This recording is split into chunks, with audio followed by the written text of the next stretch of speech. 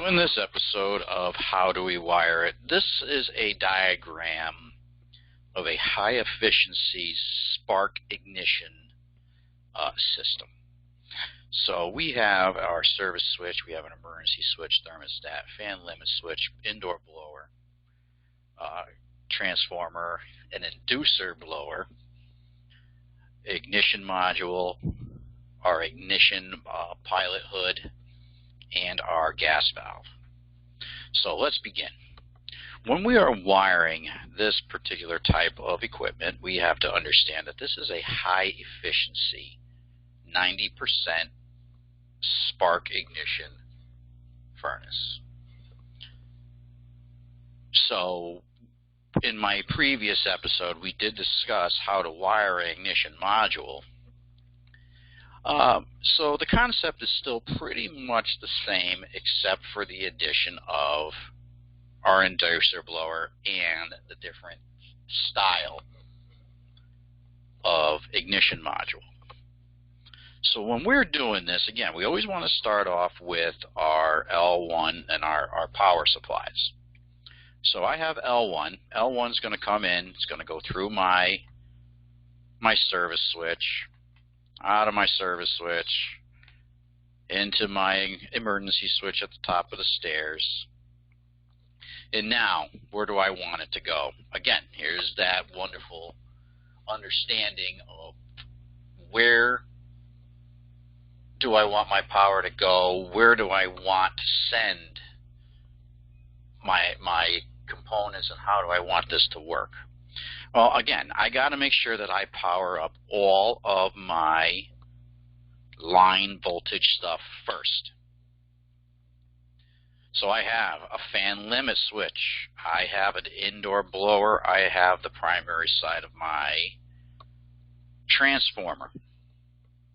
But I also have to send power down to my ignition module down here. My ignition module also needs to have 120 volts.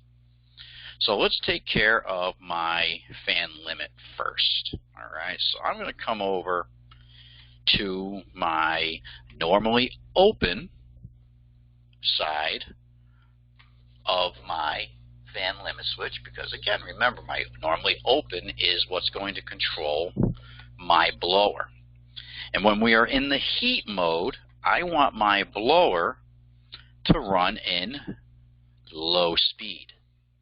I don't want the air to be moving too fast over the heat exchanger, because I'm not going to be able to efficiently heat the space because the air is moving just too fast and not heating up as efficiently as I would like it. So I'm going to have my blower in low speed.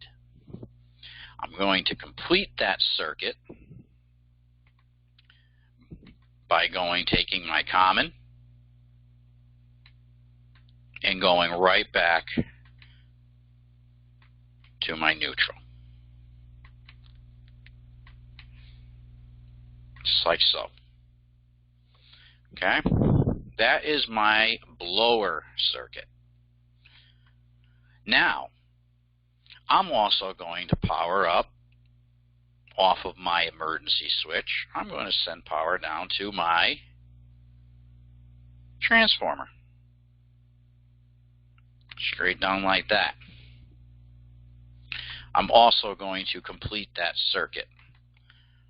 I'm going to come back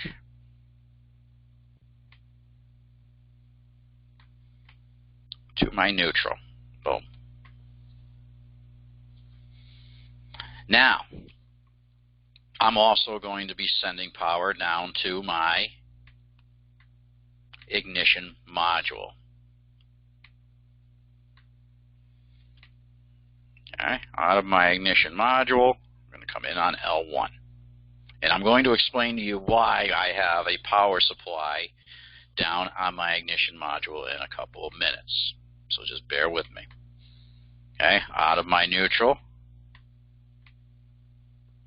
I'm going to come down.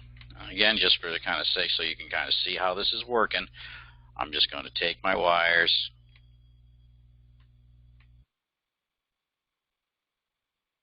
back to my neutral. Okay? So now, what do I do next? I want to now take care of the 24-volt side. I'm not going to focus on this stuff right here on my module. I'm going to explain this to you as we go through this. Okay? So, in order for me to finish this up, I want to focus on my 24-volt side, my TH and my TR. Now, in my previous episode, we wanted to talk about where do I get my power from? Well, remember, my 24-volt circuit is coming from my transformer. So I'm going to come out of my transformer. And now I'm going to power up my thermostat. Out of my thermostat, I'm going to come over to my normally closed side of my limit. Remember, my normally closed is my limit side, 200 degrees. At 200 degrees, I want that switch to open in the event that the furnace gets too hot. Out of that switch, I am now going to send my power all the way down to my ignition module, to my TH. Remember, TH, thermostat, right? My TR is my transformer. So out of to my TR, I'm just going to go right back to my transformer, just like so. Okay? So that's merely my low voltage circuit right there, my 24 volts. Now, let's focus on the ignition module. Let's look at this here. I have an inducer blower. My inducer blower needs an L1 and a neutral. Well, so what does that mean? Well, that means that my inducer motor needs to be supplied with 120 volts. So how do I get that there? Well, I just did it. I did it when I brought my 120 volts down into my ignition module. This particular type of ignition module is almost like a relay almost. It's going to send the power out to the other components on the call for heat. So let's take care of my inducer blower. My inducer blower is just going to get simply wired as so. My L1 is going to power up my inducer blower. Okay, I'm just going to use the same colors. Just like this. Okay, come down. Just like so. That's my inducer blower. What is the inducer blower doing in this particular type of application? Well, remember, this is a high efficiency, 90% condensing gas furnace with spark ignition. Well, the purpose of an inducer blower on a gas furnace is to remove any sort of combustible gases that may be inside the heat exchanger so that we can have a clean and safe light off. The inducer blower also helps suck the flue gases through the heat exchanger and out the chimney. Okay, it helps induce the draft inside a gas furnace. That's the purpose of the inducer motor. Okay. Now, we have on our ignition module here, we have a sensor, we have an igniter, and we also have our connections for our gas valve. So, let's take care of our sensor. Our sensor is this guy right here. This straight piece. The sensor on this guy is really all it's doing is sensing the pilot flame. I'm just going to use this color for the sake of easiness here. So we're just going to take this guy and we are going to power up, or not necessarily power up, we're just going to send a wire to our sensor, like so.